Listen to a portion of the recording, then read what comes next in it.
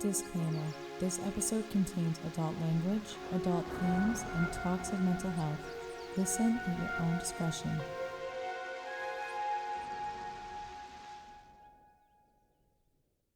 Hey, welcome to Bestie Therapy. Where we talk about the bestie tea that's going on in all of our lives. I'm Persephone. And I'm And Riles. get ready to listen. So today's episode is a fun one. This episode is called How to Feel Sexy with Your Besties, AKA how to have great friendships.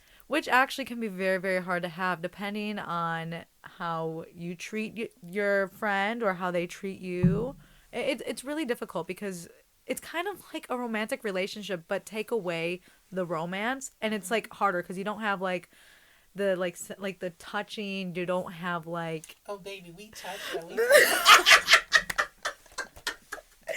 I'm kidding, but no.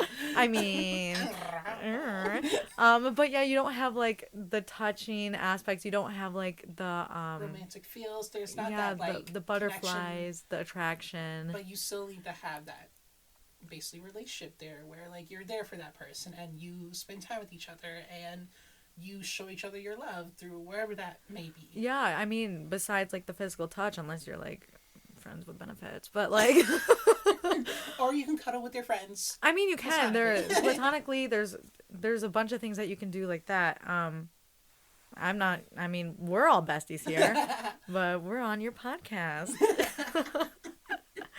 But no, yeah, we decided the title was How to Feel Sexy with Your Bestie because sometimes it's just like a great friendship with your friends is sexy. It's just sexy, it's hot, it's fierce, and why not? Exactly, and like words. Hello. It's like any relationship. Like you have to try it on, like clothes. You know what I mean? You have to like. You can try me on. Yeah, you know I will. That's just gonna be like fan fiction. Yeah, literally. But like sometimes the dress doesn't fit, and that's just with any friendship too. Sometimes your ideals don't match up, or sometimes a friend is trying to manipulate you to be what they want a friend to look like, or sometimes you're doing that to a friend, and there's so many things that go into a friendship that could come off as abusive, but there's other things in friendships that can come off as just super healthy. So, Persephone, do you have any besties that you have like a good relationship with? Yeah, so I would say I probably have like 6 groups of besties. Yeah. Maybe some are closer than others, but I know a few groups. Obviously, you, Rose, because you're my girl. You're my girl. You're my girl. But I also like a lot of them I did meet in college or like post high school. Not that I didn't have friends in high school, but like a lot of my friends in high school like theater and choir friends. But like after that, like we all do our own thing, and then college is where I met a lot of my close friends. Yeah. Or closest friends, whatever you want to call it. Like I have a bestie group of like 5 girls, and we call ourselves like the Furious 5 or Ferocious 5 or so 5 is cute. whatever it's called. But like they're great, and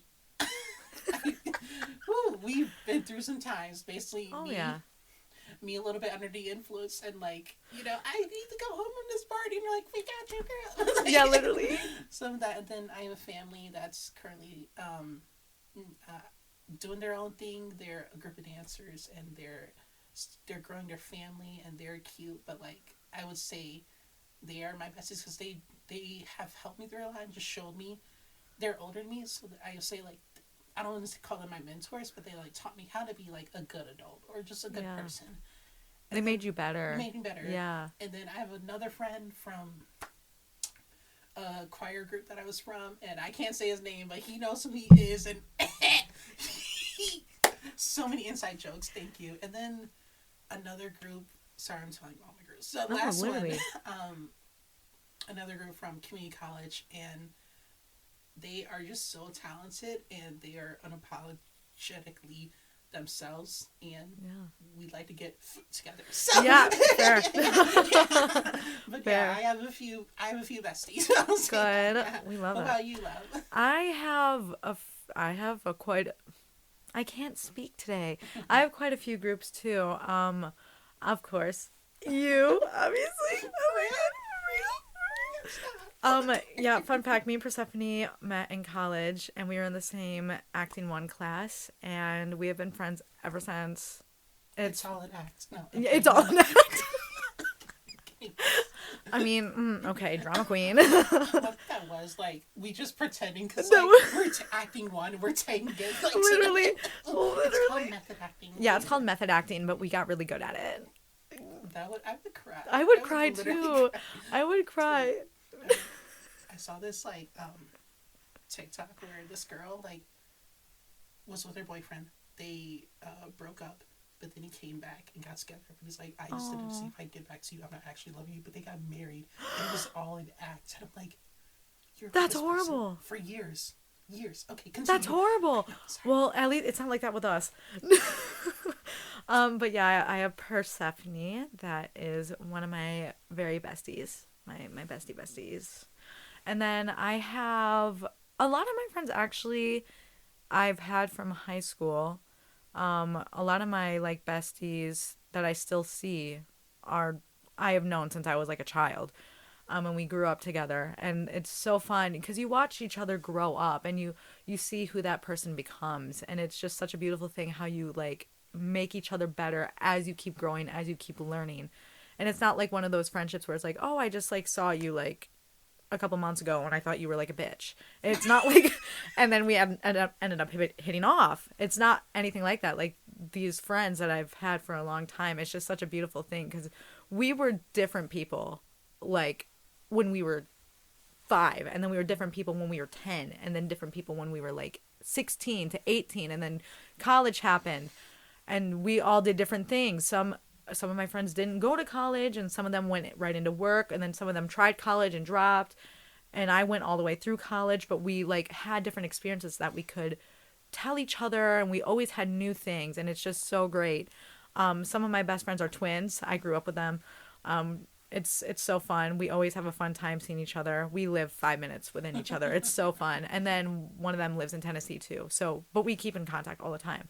And then I have another friend who lives like across like the road from me that I've seen and I'm really good with their family. It's so much fun. And then I have another friend who is actually a couple of years younger than me.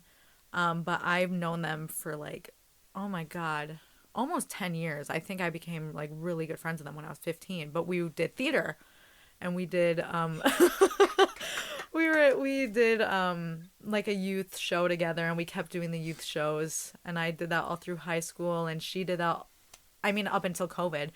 But she's in college now, MSU, go green. I didn't go to MSU, but, but yeah, I would say that we have a really healthy relationship too. I talk to them a lot. We send voice memos over to each other and I actually still have to respond to one because I have not had the time. But I see them all the time too. And then I do have a couple of college friends that I see a lot. We were close in college, but we got closer outside of college, which was even better. Because I had a group of friends in college that I ended up leaving that friend group for reasons that I won't really get into here because I don't want to drag their name into the mud. Everyone makes mistakes. I wasn't perfect either. It definitely could have, ended differently. It definitely could have gone better. There were things that we could have done to prevent our split. But it was for the better. It really was, for me at least, to leave that friend group. I have no ill will against them, though. I hope they're doing great, and I hope they're succeeding, because everyone should get that success. But with not that friend group, but with another friend group that I had, I got closer with them outside of college, and I just think it's so cool, because once again, you're a different person in college, and then you get outside and you start experiencing the real world, and then you're just like, wow, we're changing and we're growing together, and I think it's just such a beautiful thing. And like, you really, growing up, like Ryle said, like, you have friends, like, as soon as, like, you're put in school and, like, grow up and have high school friends, and then when you go out to college, you basically have to create a new group of friends or find new friends. And then, but, like, even after college, once college ends, like, you're not around that person 24/7, and, like, you have to create new friends. And a lot of times, those friends are people who you work with because you see people on a day-to-day basis, or or maybe you just don't, or maybe you don't want to make friends with people that you work with. But like after that, it's hard to make friends. Like you have to intentionally It's make so friends hard. after college. You Because like do. you grow up and you become an adult, and it's like, okay, what do I do now? I mean, Because besides like work, I mean, I've had work friends, but it's I've never really pursued them outside of work. It's really hard to do because you're always for your whole life. I mean, ever since you were 5 years old, up until 18, and sometimes even longer, if you go to college and however many years you go, you're always in a social setting. You're in that social like convention, and you're that always around community, people. Yes, the community. You're always around people. And so it's easy to just sit next to someone and be like, oh, yeah, like I'm taking this class. Like, do you have notes? And then something can happen and you can become really good friends. I mean, literally, that's what happened with me and Persephone. And it happened with a couple other of our friends in college because we both shared some friends. And that's pretty much how it happened. Or like when you're living with someone and you become close with them. It's harder because you don't have that luxury when you're outside of the school environment. like once you graduate or leave school, like you the everyone does their own thing, and a lot of time it's people moving away or everyone has different schedules. So like Yeah. you do have to intentionally create friends after that, and it's hard. It can be hard. It can be so hard. Like I said, a lot of my friends are people who I grew up with that I still talk to. Like my mom was in a mom's group, and there's still a couple of those kids, well, when we were kids, that I'm still really close with that I still see all the time. And even then, it's sometimes hard to see them because we all have different lives. And that's with any friends. So that comes with my next question. Knowing how we have our own lives and that we're adulting, what do you look for in like a really healthy friendship from your other person in that party? I would say someone who I can laugh with. Like I feel like a friendship, it's nothing without laughter and having fun and just cracking jokes or having inside jokes. Like it's more fun just to laugh with someone, and I feel like that laughter can make someone brighter. So I would say I want to laugh with you, and then someone who can be real with me. Like Yeah. tell me the truth even when it hurts. Respectfully, tell me the Respectfully, truth. I mean, But like, there's a limit that that you can push, but don't tell me you never liked me. yeah. No, like tell me the truth even when it hurts, but also like someone who can show care and love. Like I would love someone who can like be there for me when I'm sad, and so when and I can also be there for them. So it's I guess on paper friendships sound easy, but in real life they're kind of actually harder to do in real life sometimes, because sometimes things come up where you have an argument and you like have a fight. So friendships, they can be easy, they can be hard, but they're still worth it. Yeah, 100%. I mean, it's always good to mention that nobody's perfect, and that's going to be in any relationship. And just realizing that we're all human and that you have to be graceful. And while you're going through your own stuff too, it's a hard thing to do, but it's very important if you want that relationship to last. What about you? What do you want in a bestie? All my successful relationships with a bestie all comes with trust. That is the foundation. If, at least for me, if I don't have trust in you anymore, then there's not going to be anything to salvage that, because like you said, you can get in an argument with someone, you can have a disagreement, and that happens. And sometimes you're going to talk to your mom or you're going to talk to your other friends going, I am just so upset about this and this and this, and vent about it. That doesn't bother me at all. Go ahead. We're all human and we all have our own ways of coping with hard times. But if it gets to that point where you're deliberately trying to hurt the other person in your party and you're not doing anything to communicate how you really feel, or you play the games and I find out about it, and there's nothing else for me. If I find any reason why I cannot trust you, no matter how many good times we've had, I will either tell you up front going, I can't do this anymore, or I will just distance myself from you. And I'll be like, that's just how it is. If you don't have trust, what do you have? You know? Exactly. There's no foundation. And like I said, I had to leave a friend group because I had no trust in any of them anymore. And I even tried to work it out with one person in that party, and it's still, I found myself not being able to trust that person again. And so I had to walk away from that person again. And that it's really hard to do. But I also found in my successful relationships, like you said, make me laugh, or I'll make you laugh. I want to be able to talk about anything, but I also want to be able to just sit there and not say a word and still be comfortable in our company. There have been times where me and Riley, we would just sit down, listen to music, and just chill, or just go out, look at the water, And we not would say a word. nothing. We would not say a word. And we would just sit there and just be like, huh, this is nice. Yeah. And you're your own person. And sometimes everyone is going through something of their own issue.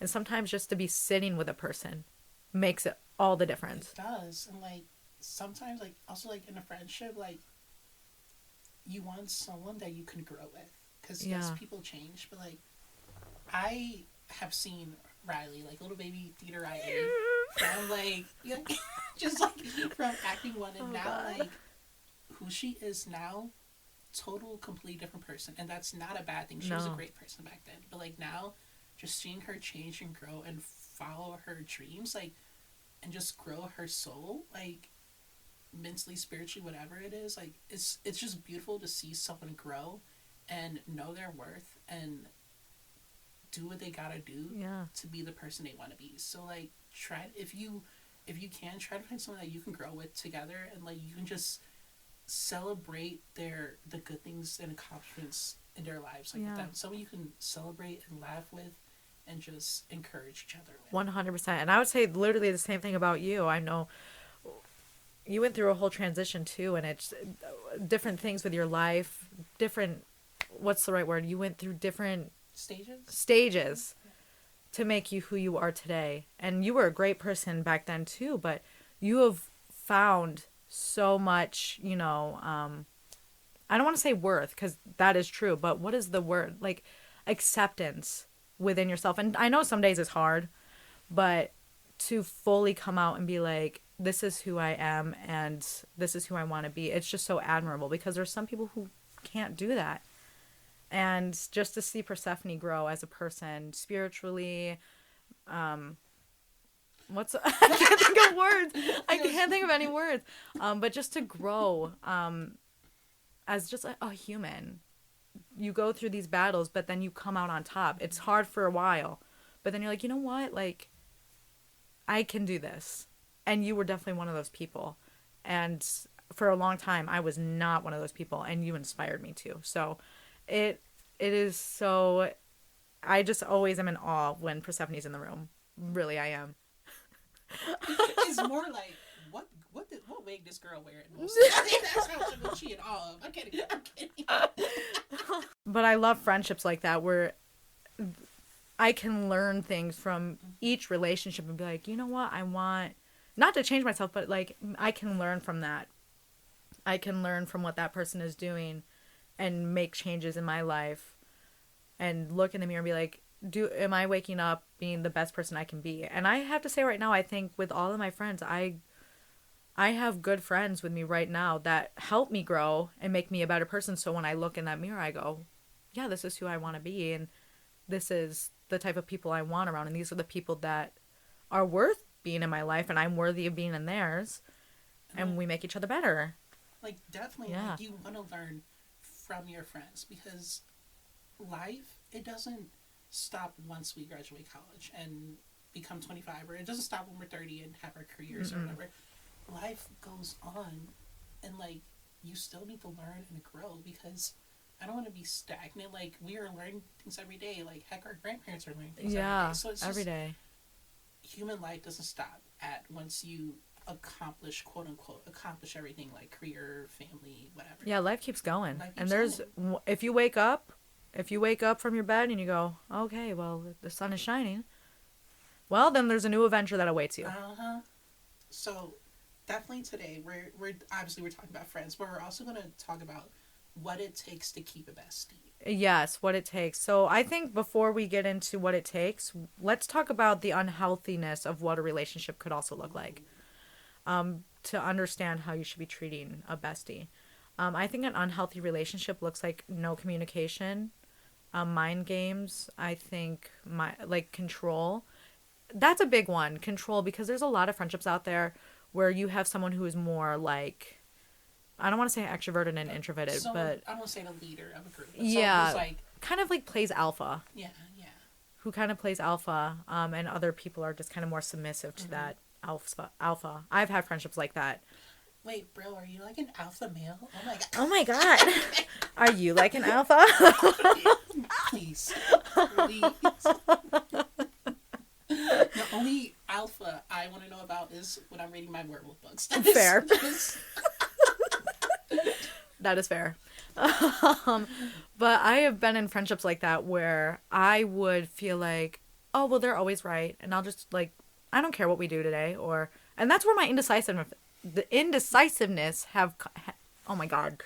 Indecisiveness has come from, is from just growing up. Because it was when I was younger, I've had friendships where it was very, oh, we're going to do this and you're going to be okay with it. Or stuff like that. And it's like, since this is a partnership, we do a group effort. yes, and you need to be able to cross both bridges. And if a friendship is not doing that, if you're not there for that, I won't say not there. You should always be there for someone, but also be there for yourself. Don't forget. But if you're not making strides in a friendship and your partner is, or it's vice versa, you're making all the strides and the other partner is not, then it's not a friendship. It becomes a one-sided friendship. A friendship where it's like it's a dream. Like, oh my God, I want to be friends and I want this to work. Where the other person is not thinking about that at all. Going, what am I going to do today to, make myself better? Which is okay. Or what am I going to do today? And disregard everyone else. Like, it's okay to have your own thoughts. But if you have a friendship, you've got to make sure that you are both doing equal amounts of work in that relationship, or it just won't happen. And also don't let anyone manipulate you. No. Try to control how you think or how you act. Because first of all, you're your own person. Do you? But it's okay to have different opinions than your friends or besties or whatever. Yes, that is a big thing. You are allowed to have your own opinion. Okay, I know in this day and age, there's a lot of cancel culture going on. Okay? You do you.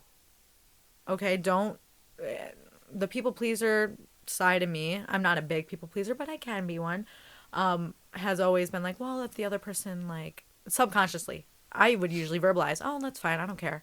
But my mind is going, oh, well, I don't want to cause a conflict, so if, this is going to stop this little, disagreement or something like that, then I'm just going to shut up.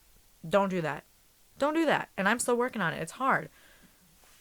I don't even know. I'm still trying to figure out what makes a bad friendship. I don't know. I would say sometimes a bad friendship can just be